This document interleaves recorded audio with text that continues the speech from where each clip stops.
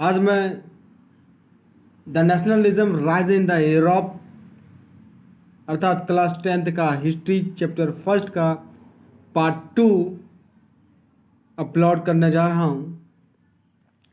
Friends, कल हमने 1789 में फ्रेंच का रेवोल्यूशन का जो प्रभाव था उसको अध्ययन किया और साथ ही साथ नेशनलिज्म का एक समझ, नेशनलिज्म क्या है उसको हमने बताया। आज नेक्स्ट जो टॉपिक है the making of nationalism in Europe, the making of nationalism in Europe अर्थात वह समय यूरोप का जब राष्ट्रवाद धीरे धीरे तेजी से पूरे यूरोप में फैलता चला जा रहा था और नेशनलिज्म का प्रभाव दिख रहा था। मिड 18th सेंचुरी 1750 टू 1815 को, और बात थी कि अलग अलग राष्ट्र का निर्माण करने का। अलग अलग राष्ट्र का निर्माण नहीं हो पाया था, उनका विभिन्न कारण है। फ्रेंड्स, यहाँ कारण है there were no nation state, कि पूरे यूरोप में कोई अपना राष्ट्र नहीं था। राष्ट्र हम कहेंगे किसको? जिसका एक कॉमन लैंग्वेज हो, कॉमन कुछ पहचान हो, नेशनल फ्लैग हो, तो ऐसा तो था नहीं। उनमें बहुत तरह का डाइवर्सिटी था। पहला तो there were no nation state because of so much diversity, वहाँ कोई नेशन स्टेट नहीं था। इसका कारण था कि वो पूरे यूरोप में बहुत सारे डाइवर्सिटी देखने को मिलता था उस टाइम। जैसे हैब्सबर्ग एम्पायर जो था वहाँ का, हैब्सबर्ग एम्पायर वो जिसमें 3 तरह के लोग रहते थे जो 3 अलग अलग भाषा को बोलते थे। पहला फ्रेंच, दूसरा इटालियन और थर्ड जर्मन। अब जाहिर सी बात है, जब एक ही क्षेत्र में 3 अलग अलग भाषा बोलने वाले के लोग हों तो एक दूसरे के साथ कंपटीशन तो होगा। तो इस परिस्थिति में एक राष्ट्र निर्माण का विचार या राष्ट्र निर्माण कर पाना थोड़ा संघर्षशील हो सकता है। ग्रुप्स इन यूरोप, और बहुत तरह का ग्रुप्स, अलग अलग शासन करने का अपना अपना स्ट्रेटजी, अपना अपना पॉलिसीज, अलग अलग राजा, एक जैसा कोई एक तरह का एक सोच विचार नहीं होता था। क्या था? एरिस्टोक्रेसी, तानाशाही, land owning class, speak French language, a small group, family connected by marriage, United in common way of life. और पीजेंट्री में majority population looked after aristocracy land, अर्थात ये सभी जो है ग्रुप्स हैं। एरिस्टोक्रेसी ग्रुप में थे लैंड ओनिंग क्लासेस, यानी कि जो जमीन का मालिक हुआ करता था, यानी जो जमीन का धौक दिखाता था, जिनमें प्रभाव रहता था, वो तानाशाही टाइप के होता था। मतलब कि आप फार्मर हैं, मैं आपको ज़मीन दिया हूँ काम करने के लिए, तो काम कीजिएगा आप, और उपज जो होगा उसका अधिक से अधिक टैक्स के रूप में आपको हमको देना होगा। तो इस तरह का एरिस्टोक्रेसी विचार रखने वाले लैंड ओनर सब थे उस टाइम। स्पीक्स फ्रेंच लैंग्वेज, और ये लोग ज़्यादातर फ्रेंच लैंग्वेज, एक लैंग्वेज को बोलने वाले को प्रियोरिटी देते थे। A small group, family connected by marriage, और ये चौथा factor family connected by marriage, United in common way of life, यानी कि ये जितने सभी हैं 5 पॉइंट, ये सभी एरिस्टोक्रेसी टाइप के थे। फिर peasantry, majority population looked after aristocracy land. Peasantry के क्या था? ज़्यादातर लोग पीजेंट थे, गरीब किसान थे। वो क्या थे?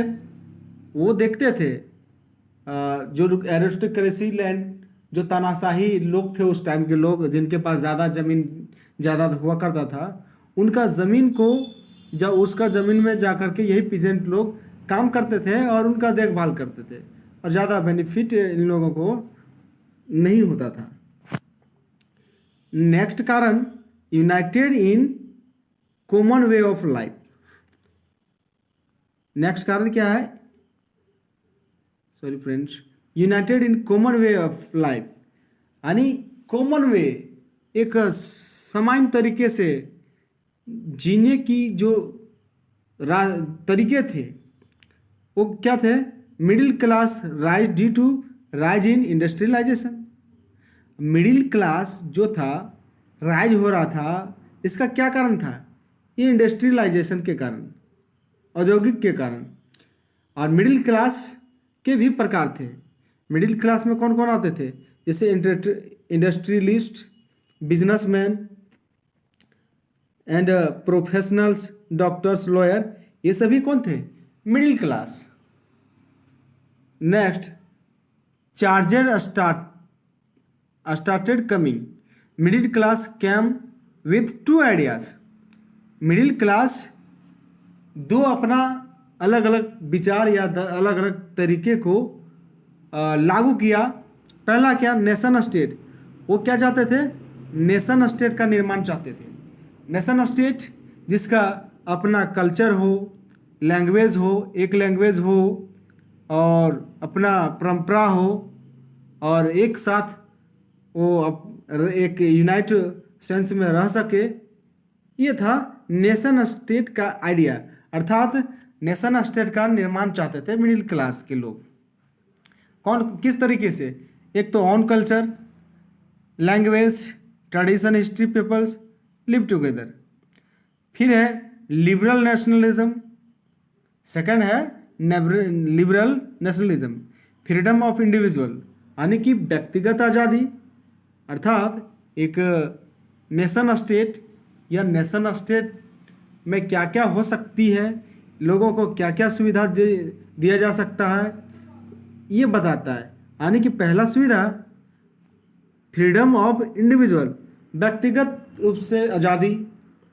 इक्वलिटी बिफोर लॉ, कानून के समक्ष समानता। गवर्नमेंट विथ पीपल एग्रीमेंट, यानी सरकार और लोगों के बीच सामंजस्य, अच्छी तालमेल। End of autocracy, rule and clerical privileges, और तानाशाही शासन व्यवस्था को की खात्मा, और जो विशेष जन्म के आधार पर जिनको जो राइट्स मिला हुआ है उनकी अधिकार को खत्म करना। कॉन्स्टिट्यूशनल एंड रिप्रेजेंटेटिव गवर्नमेंट, और संवैधानिक रूप से संविधान लागू होना चाहिए और संविधान के अनुसार देश को संचालित करना चाहिए, और सरकार लोगों को प्रतिनिधित्व करे और प्रतिनिधित्व का चयन सरकार का लोग करे। इस तरह का व्यवस्था चाहते थे। मतलब उन लोग को ऐसा लगता था कि नेशन स्टेट का विचार ऐसा होना चाहिए। नेक्स्ट, बट प्रॉब्लम क्या था?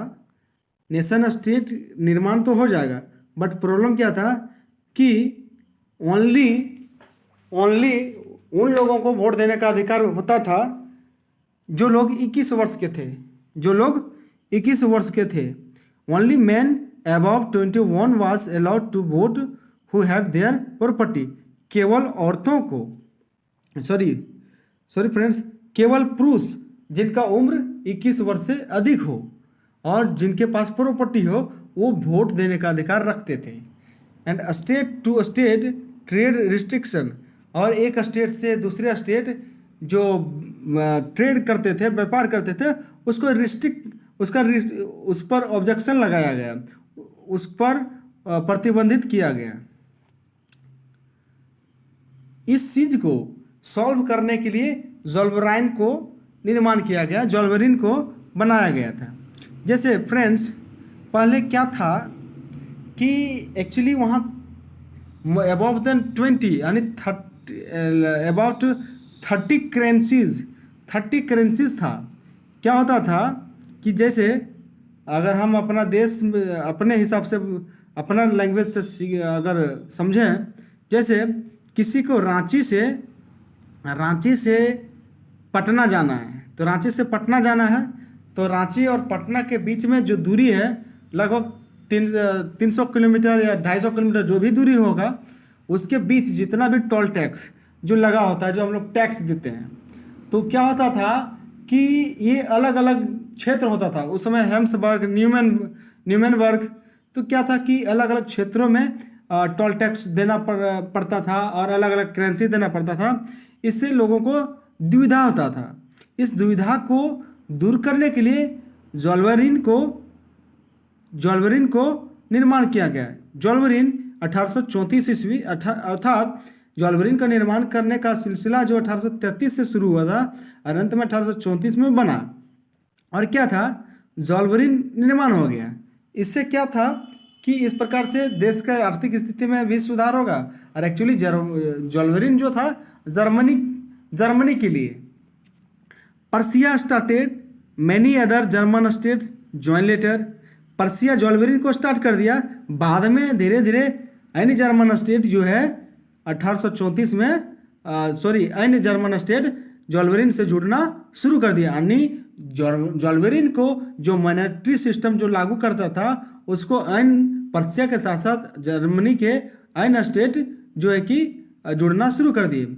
एक्चुअली फ्रेंड्स, जर्मनी उस टाइम 39 क्षेत्रों में बटा हुआ था। आज जो हम लोग एक कंट्री कहते हैं, उस समय अबव देन 39 क्षेत्रों में बटा हुआ था। Prussia started many other German state join later. और पर्सिया जो था, Prussia started many other German state, यानी कि पर्सिया भी ज्वेलरिन के साथ जुड़ गया और साथ ही साथ जर्मनी के अन्य क्षेत्र भी जुड़ने लगे ज्वेलरिन से।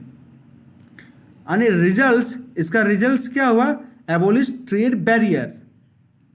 ज्वेलरिन में अन्य जो जर्मन स्टेट थे जो जुड़ने लगे, ज्वेलरिन का जो भी मॉनेटरी सिस्टम था उसको फॉलो करने लगे। तो इसका रिजल्ट ये हुआ कि एबोलिश ट्रेड बैरियर्स, यानी कि जो ट्रेड करने में जो एक क्षेत्र से दूसरे क्षेत्र, एक राज्य से दूसरे राज्य, यानी कि न्यूमेनबर्ग से हेम्सबर्ग या अन्य क्षेत्र में जो आना जाना होता था ट्रेड करने के लिए, और जिसमें जो टैक्स अलग अलग देना पड़ता था, उसमें क्या हुआ कि वो एबोलिश हो गया।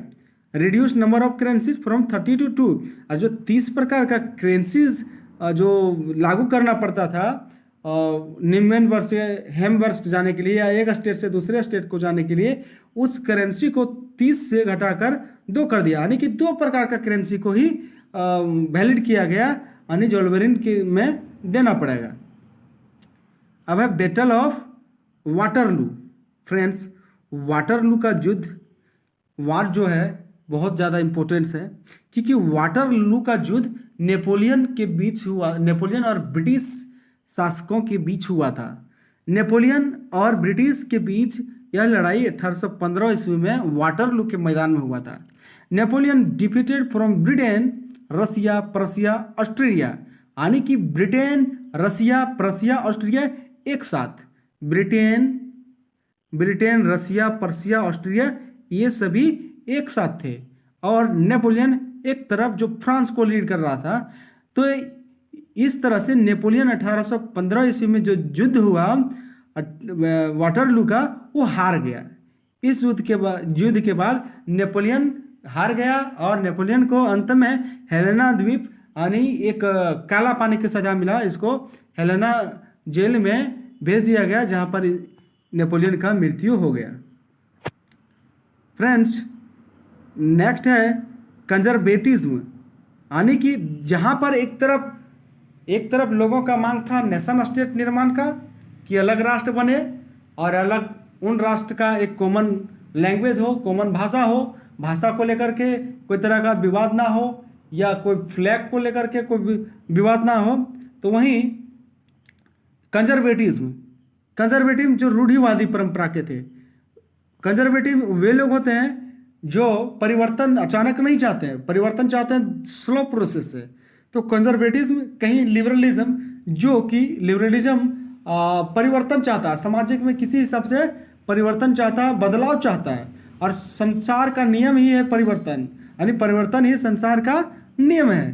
तो ये जहाँ पर एक तरफ बदलाव लाने वाले समाज में बदलाव लाने वाले विचारक के लोग थे, और वहीं पर एक उसका अपोज करने वाले। और तीसरा जो प्रॉब्लम था मोनार्की सिस्टम, जो अलग अलग क्षेत्र में जो राजा थे वो अपना राजभोग जीवन जीना चाहते थे, तो यहाँ बड़ा डिफिकल्ट था। कंजर्वेटिज्म प्रिजर्व ट्रेडिशनल इंस्टीट्यूशन, यानी कंजर्वेटिज्म जो थे, जो परंपरागत रूप से जो उनके पूर्वजों के द्वारा जिस तरह का सिस्टम या जिस तरह का इंस्टीट्यूशन चला रहे थे, उनको ये तोड़ना नहीं चाहते थे, अचानक बदलाव नहीं चाहते थे। Next, no criticism and disagreement, यानी कि उन लोग का जो मोनोपोली है, यानी कि जो बिपोलाइसिस है, उसके साथ कोई तरह का कटाक्ष नहीं किया जाए, उन लोग के अनुसार ही चले। सेंसरशिप दूसरा बात, जो उन लोग का जो परंपरा था, राजा होने का जो गर्व प्राप्त था, या राजशाही या एरिस्टोक्रेसी टाइप का जो विचार था, ये भी खत्म होने नहीं देना चाहते थे, इस गरिमा को बनाए रखना चाहते थे। तो इस प्रकार से हम क्लास 10th हिस्ट्री चैप्टर 2 का पार्ट टू हम लोग देखे। नेक्स्ट डे मैं इसका पार्ट 3 अपलोड करूँगा, और इस तरह का वीडियो पाने के लिए हमारे चैनल पर लगातार बने रहें। और अगर हमारा मेहनत थोड़ा बहुत अगर कहीं लगता होगा कि कहीं बेनिफिट आपको मिल रहा है, तो लाइक करें, शेयर करें, और ज़्यादा से ज़्यादा शेयर करें, और दोस्तों को शेयर करें, व्हाट्सएप, फेसबुक, और इसके साथ ही बेल आइकन को दबाएं। Thank you friends.